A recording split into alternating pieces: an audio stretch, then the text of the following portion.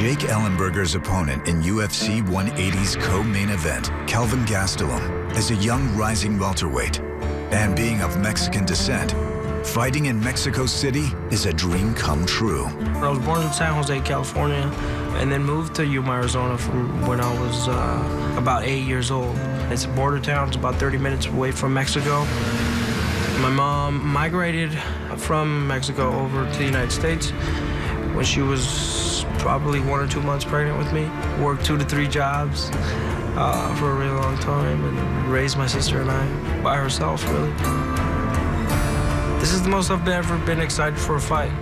It's really a historic event, and I get to be a part of it. You know, I'm just honored and very blessed to be where I am right now. While he still lives and trains most of the year in Yuma, Gastelum chose to spend this fight camp training at Alliance MMA in San Diego. I needed to step my game up for this fight. You know, Jake's a highly ranked opponent. And I know I needed to get with world-class competition, world-class partners, and that's why I decided to come to Alliance. You know, it's brought up multiple world champions, Dominic Cruz, Michael Chandler, the list goes on, and a lot of top contenders and possible future champions like Phil Davis. That's really why I decided to come here, because I knew that I needed to train for world-class competition, because Jake is world-class competition.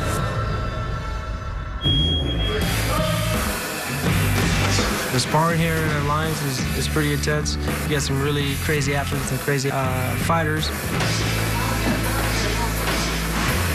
It's not easy. I was just kicked in the head, in the ear by a kickboxing world champ. I got kicked in the ear, and now I got cauliflower ear. You know, the competition in the gym is no joke. It's world class, and you got to be on your toes the whole time you're there. It's been a hard life, can't be hard on myself. It's such a hard night in hell. It's such a hard night in hell.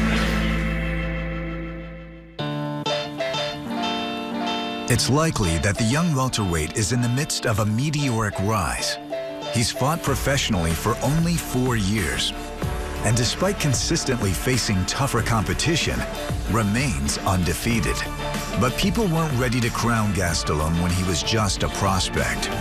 He was nearly overlooked when he competed on The Ultimate Fighter just 2 years ago. Kelvin. Can't believe you're still available. I was picked last. These guys were already trained full-time, and I was just a kid, barely 21 years old. Yes, there you go. Keep your hand up when you jab. But I believed in myself, and I knew that I can do some great things if I really put my mind into it. Bubba will be fighting Kelvin. The biggest problem that I had was in the first fight, the Bubba McDaniel fight. You know, he's John Jones' training partner. We called out Kelvin because we thought he was the weakest link and the smartest decision for the team. He was one of the favorites to win it. He had almost 30 fights, you know. Shoot, I had barely 5. So I had to battle a lot of psychological demons for that specific fight. There you go. Excellent. Don't sacrifice position.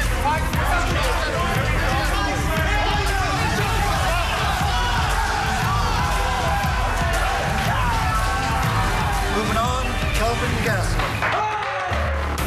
Gastelum would rip off another 2 wins in the house, setting up a fight in the finale against Uriah Hall.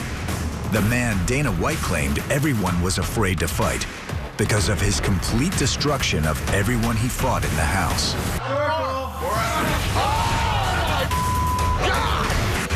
It didn't bother me none because he deserved all the hype.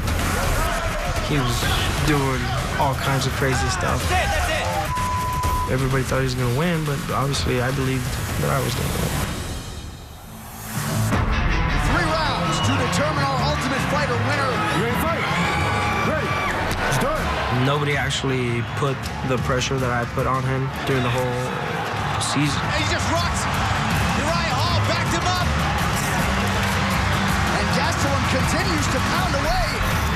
Now goes in and secures the takedown. And it's Kelvin in on a deep double and finish here.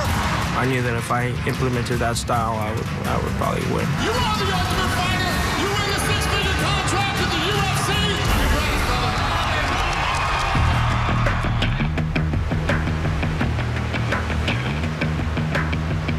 I don't want to go into a fight saying I know I can beat him. I want to fight that I know I can't beat him so that I can work towards beating him. If I knew I was going into a fight against a guy that I knew I could beat, I don't get anything from that. Good. I want to be able to fight the best in the world and be able to challenge my abilities. If I win this fight, I can definitely put myself in a position to ask for those big fights. You know, someone in the top 5, who knows? But I got to concentrate on this fight first. If I wasn't in the sport to be the best, then I wouldn't be doing it at all. So I know one day I'm going to get there, and we'll see what other limits I will exceed from there.